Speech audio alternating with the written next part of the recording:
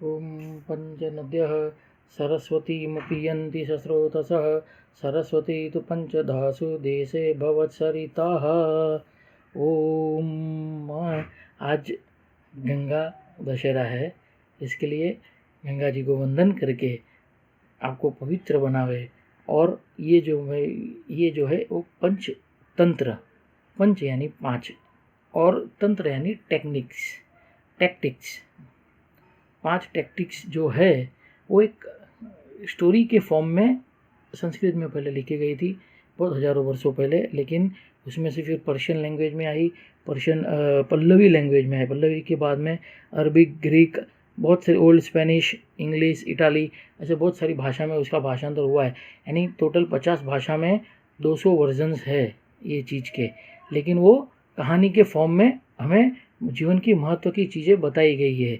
वो खास करके यही है जो ज़्यादा है अपने बच्चे जीवन में 13 से 25 साल के उम्र जो रहती है, जिसमें हमें हमारे कर्तव्य हो जाता है कि वो हमारे जो जनरेशन को मजबूत बनाना, जिससे वो उज्जवल भविष्य प्राप्त कर सके। उसके लिए जो होता है, यानी ये जो सुदर्शन करके एक राजा थे, उसके 3 पुत्र थे, वो उतने ज्ञानी नहीं थे। तो उन्होंने विष्णु शर्मा करके एक ब्राह्मण को कहा कि भाई आप इसे ये लोग को सिखाइए, इनको ज्ञान दीजिए। तो उन्होंने एक स्टोरीज फॉर्म में, यानी एक वार्तालाप के भाव से उनको ये सब ज्ञान दिया और उनको प्रबल बनाया गया है। लेकिन उसके अंदर के जो है ना, नॉर्मली भी हम हमारे जीवन में भी ये उम्र में भी बता सकते हैं, क्योंकि सीखने के लिए कोई उम्र नहीं होती है। लेकिन इसका भी उपयोग हम कर सकते हैं। इसमें जो होते हैं 5 फॉर्म्स है, पंच तत्व यानी 5 टेक्निक्स। तो पहला टेक्निक है कि मित्र भेद, यानी मित्र भेद एक टेक्निक है। उससे हमको ये जानना रहता है, समझना रहता है कि कौन सा मित्र जो है हमारा, जो है कि जो हमें मुश्किल में डाल सकता है और हमारी लाइफ डिफ़िकल्ट कर सकता है। तो वो स्टोरीज़ के फॉर्म से, स्टोरीज़ के भाव से हम उसे सीख सकते हैं कि किस तरह से हम इसको कर सकते हैं। दूसरा जो होता है मित्र लाभ, जो हमारे मित्र है, जो हमें हमारे डिफ़िकल्टीज से किस तरह से बाहर निकाल सकते हैं और आपका जीवन सरल बना सकते हैं, और उसको किस तरह से पहचाना जाता है, वो एक वार्ता स्वरूप इसमें दिया गया है। दूसरा है, तीसरा होता है इसमें कोकुलिकियम, यानी आप अपने, जब भी आप एक युद्ध की ओर जाते हो, युद्ध यानी जीवन, शायद जीवन भी एक युद्ध की ओर, युद्ध की तरह ही लेना है। तो दरेक सिचुएशन में आप किस तरह से शांत से अपने आप को डिफेंड करके अच्छी पोजीशन और प्लेस पे आ सकते हो, वो वार्ता स्वरूप इसमें समझाया गया है।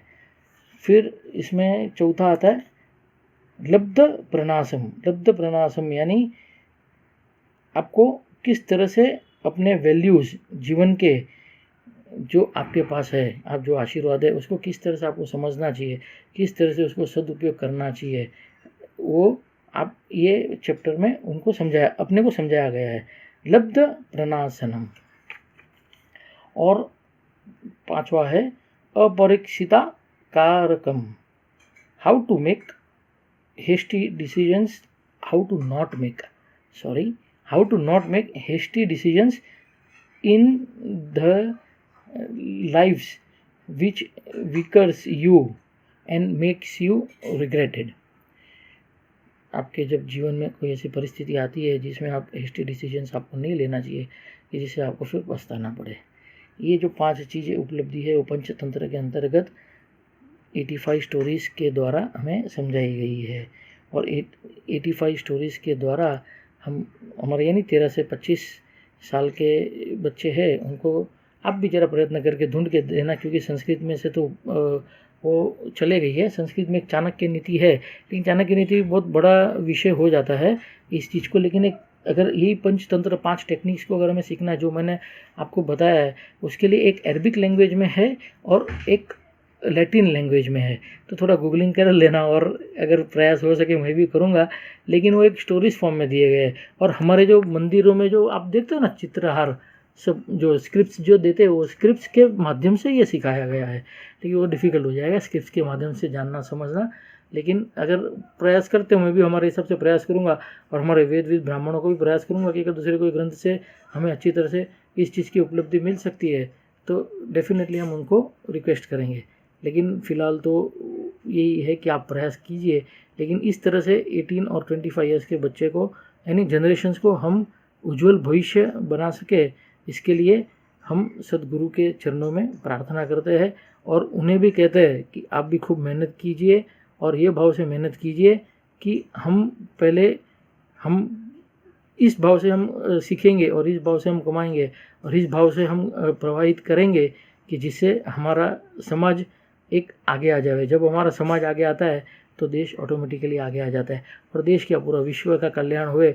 ऋषि मुनियों ने तो तपश्चर्या वही भाव से की थी और उसमें कोई भेद तो था ही नहीं ना, परी तो पहले तो सिर्फ मनुष्य योनि थे, गुण कर्म द्वारा वर्णाश्रम दिए गए थे।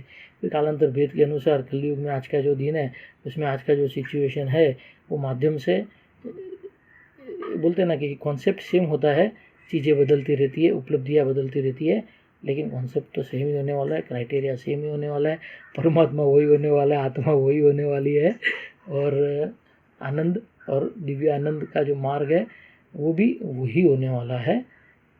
साधन बदल सकते हैं। ओम स्वस्ति।